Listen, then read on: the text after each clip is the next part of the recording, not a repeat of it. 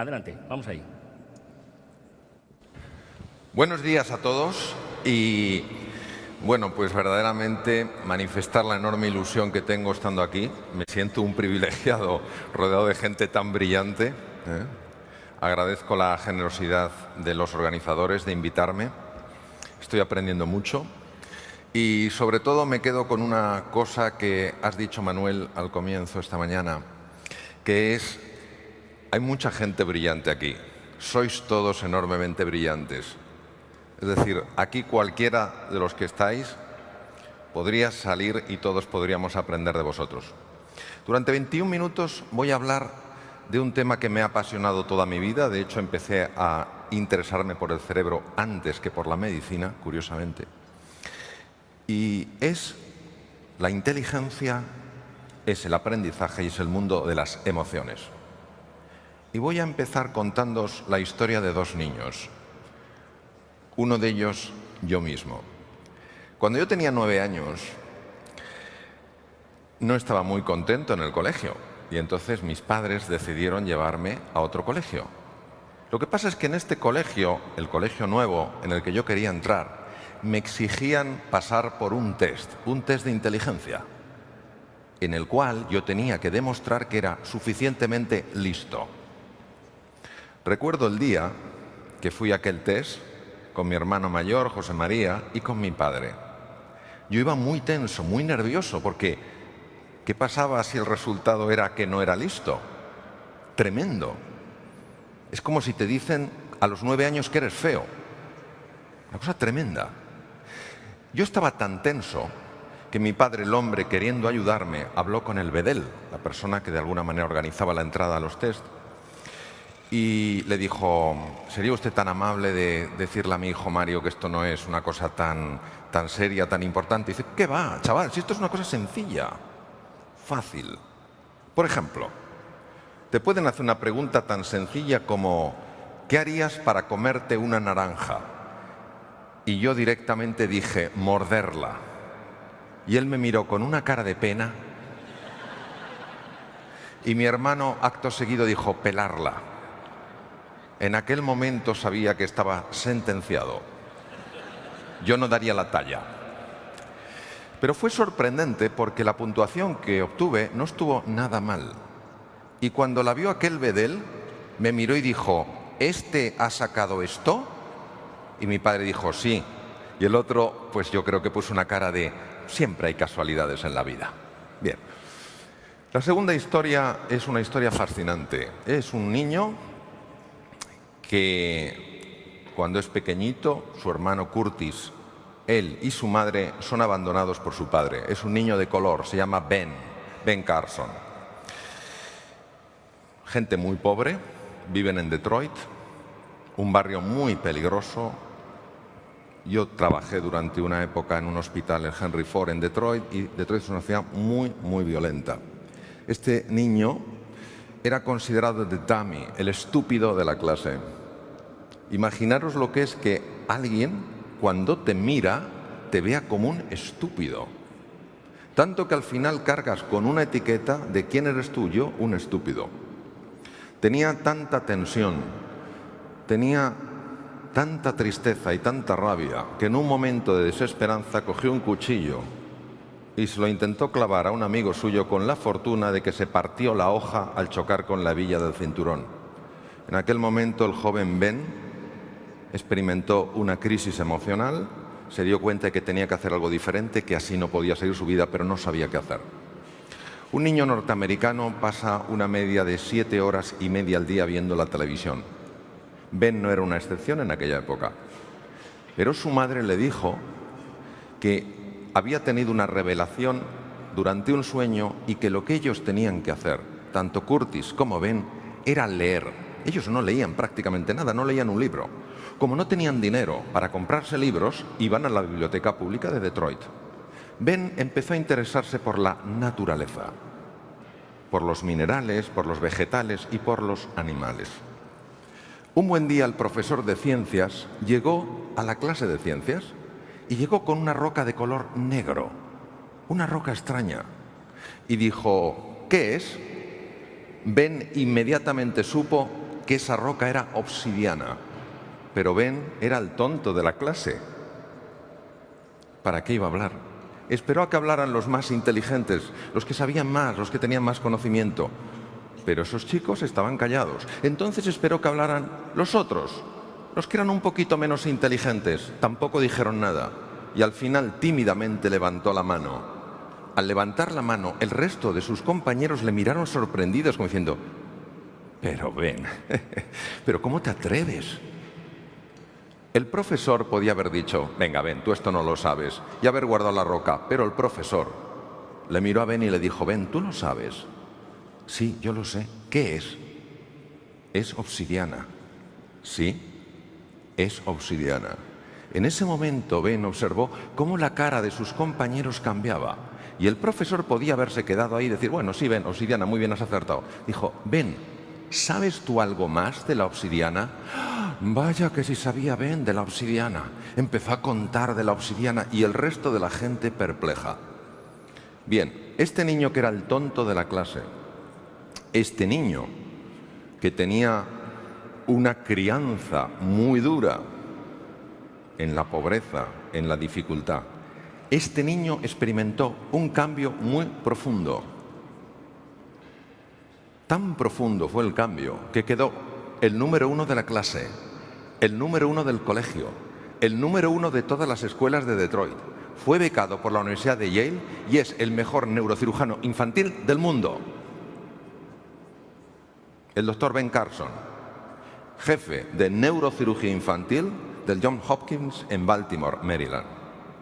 Entonces, uno se pregunta: ¿cómo es posible que etiquetemos la inteligencia con un test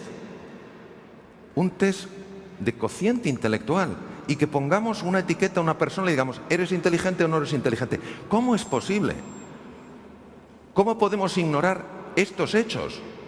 Que una persona condenada al fracaso aparentemente por su torpeza intelectual pueda convertirse en el mejor neurocirujano infantil del mundo, la persona que tiene más experiencia en craneopagos, siameses unidos por el cráneo. Hablamos de operaciones de 100 horas.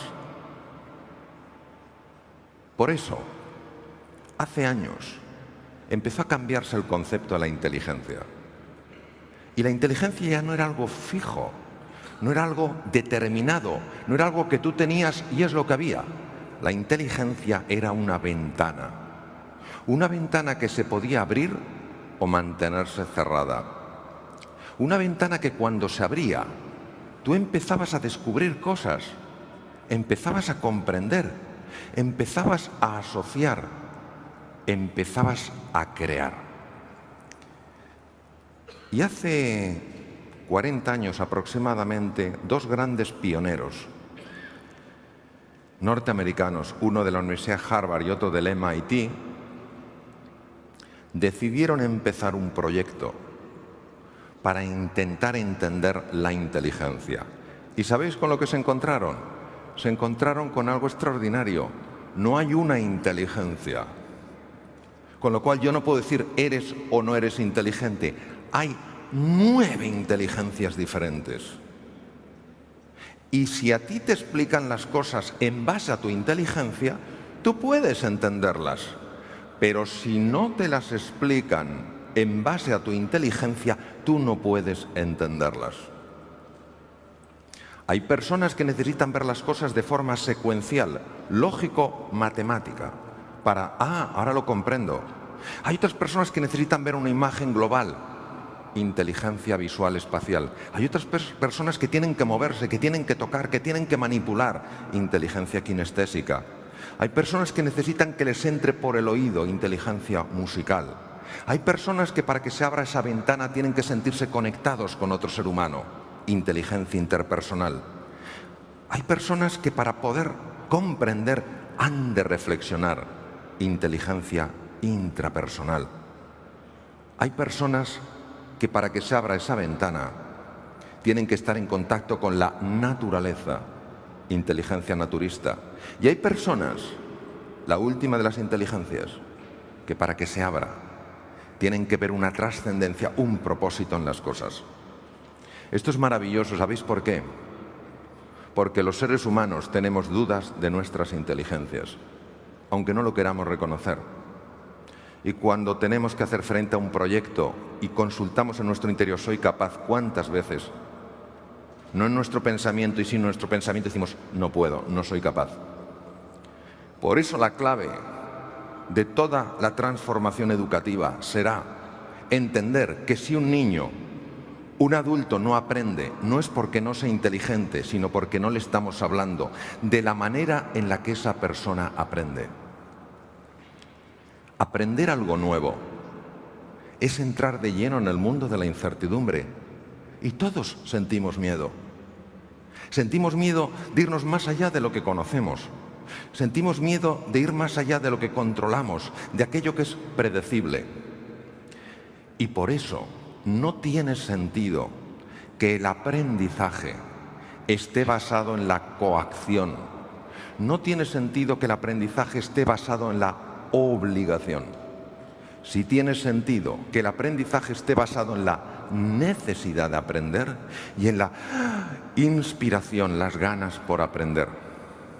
Cuando una persona, sea niño, sea joven, sea adulto, dice, yo necesito aprender esto, sea un idioma, a manejar un ordenador, un deporte, lo que sea, cuando verdaderamente lo necesita y en ese momento resuelve, yo me pongo en marcha, en ese momento empieza a cambiar toda la anatomía y la fisiología de su propio cerebro.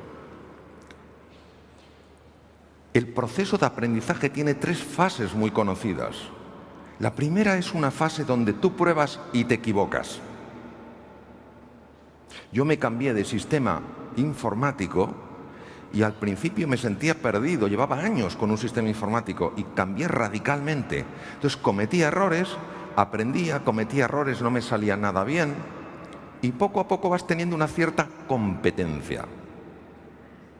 Y cuando has conseguido esa competencia te empiezas a ilusionar, sigues y puedes llegar, no es mi caso, ojalá algún día lo sea, llegas a la maestría. Ahora, lo que os quisiera decir es lo siguiente. Cuando un ser humano dice, yo necesito aprender esto, o se siente inspirado a aprender, y resuelve, determina, se compromete con el aprendizaje, empieza a cambiar su cerebro. Hay una serie de procesos que se han visto en niños y en adultos. Y por tanto, la reinvención del cerebro humano es una realidad independientemente de tu edad. Primer proceso. Cuando tú, inspirado por una posibilidad de aprender, por algo que quieres que entre en tu vida, te pones en ese proceso complejo y hermoso de aprender, aumenta el riego sanguíneo de ciertas partes de la corteza cerebral, específicamente de una parte situada detrás de la frente y encima de los ojos, llamada corteza prefrontal. Cuando va más riego sanguíneo a mi cerebro, ¿qué es lo que pasa? Que yo empiezo a ver con más claridad, empiezo a ver con más foco, aprendo más deprisa, soy más creativo. También se ha visto que aumenta la neuroplasticidad, es decir, las neuronas se conectan más entre ellas. Esto es básico, porque neuronas más conectadas, mayor capacidad de resolver problemas y desafíos. Y lo tercero, que también se ha demostrado en adultos, una colaboración Instituto Salk en La Joya, San Diego, y el Karolinska en Estocolmo, es que nosotros también, los adultos, podemos generar nuevas neuronas. Las neuronas no se reproducen, son muy complejas, pero sí se regeneran a partir de células madre, de células pluripotenciales localizadas en las cavidades del cerebro. Pueden emigrar entre 500 y 1000 neuronas de los ventrículos cerebrales a los hipocampos, llamados así por su forma de caballito de mar. Y en 21 días esas células madre se han convertido en neuronas.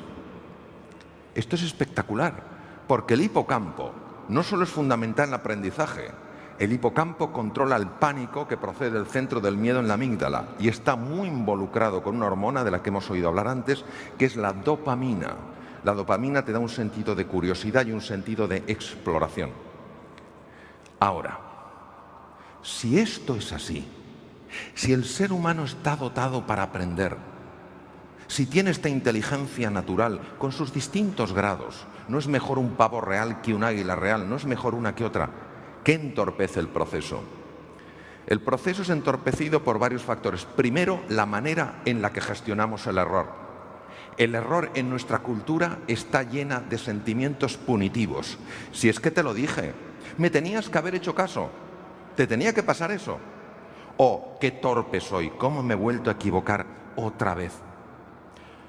Esta sensación de amenaza tiene efectos muy serios, como veremos después en el cerebro.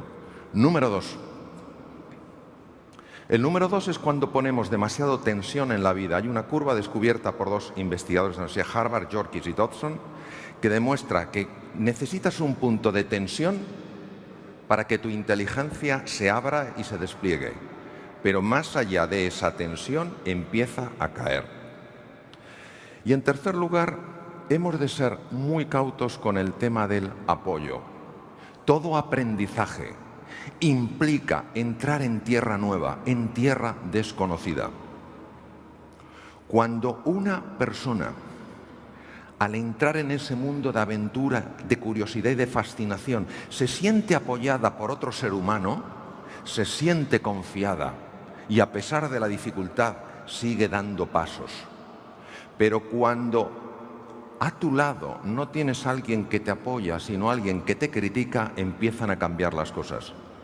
En la Universidad de Stanford, en San Francisco, una de las mejores del mundo, se hizo un estudio interesantísimo. Se convocó a chicos con buen nivel de matemáticas a un experimento por parte de la Facultad de Psicología.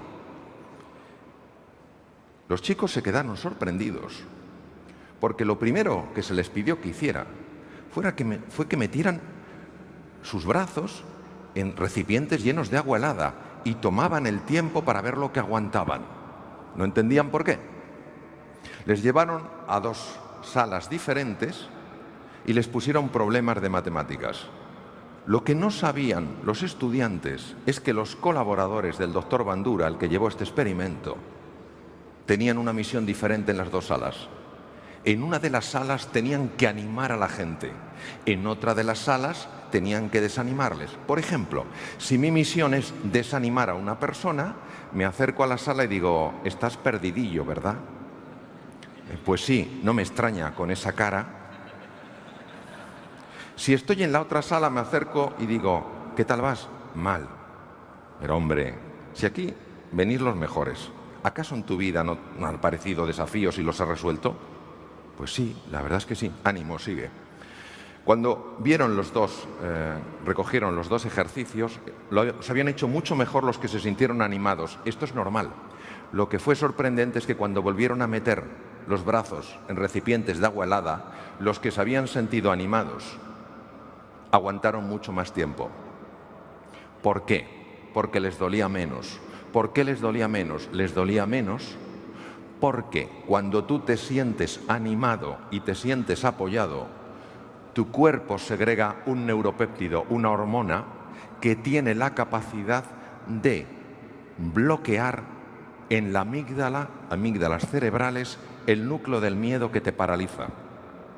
Fijaros la importancia del apoyo en el aprendizaje. Entonces, son unas breves palabras para acabar. Número 1. Creer que sois profundamente inteligentes. No importan las experiencias que hayáis tenido, lo que hayan dicho otras personas. Y luchar por desplegar ese potencial. Como dijo John Ward, lo más importante no es lo que está atrás en el pasado, tampoco es lo que está en el futuro, lo que está por venir. Lo más importante es lo que está dentro de cada uno de nosotros. Muchas gracias. Gracias. Gracias. Muchas gracias.